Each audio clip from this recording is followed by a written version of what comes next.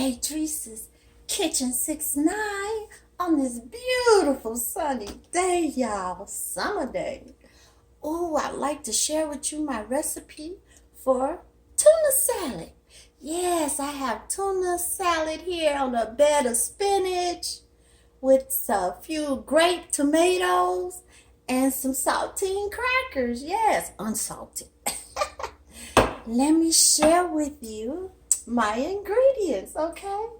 I use 3 cans of starfish tuna, 1 with oil, 2 with water. You know we need a little oil, right?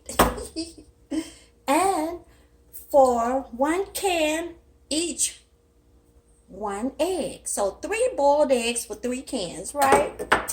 Oh, and I mix it all up in a bowl here. Now I chopped up 1 stalk of celery and 1 stalk of onions. Yes. And here are my seasonings. I love dill weed in my tuna. Delicious. I do lots of shakes. Maybe 10 shakes of dill weed. I just like the flavor. Here's a catcher here. Just a shake of chili powder. Yes, give it that boost of flavor. Now, if you're not a spicy person, you don't have to put that in there. You know, of course, we use a little Sneevy BBQ spice on everything because it's got all the seasoning. So I do 1 shake because it's got hickory smoked salt. So I didn't use any other salt. I used this. Yes, our Sneevy's brand.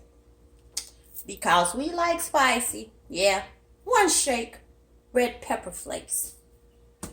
I use some Heineken mayonnaise, 2 big thick tablespoons full. I like to play with recipes. So we had this Vidalia onion dressing sitting in the refrigerator, so I put like a tablespoon of it in there too. Yes. And you got to have the relish.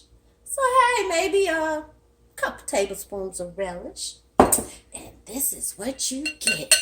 Doesn't that look delicious, y'all? Yes.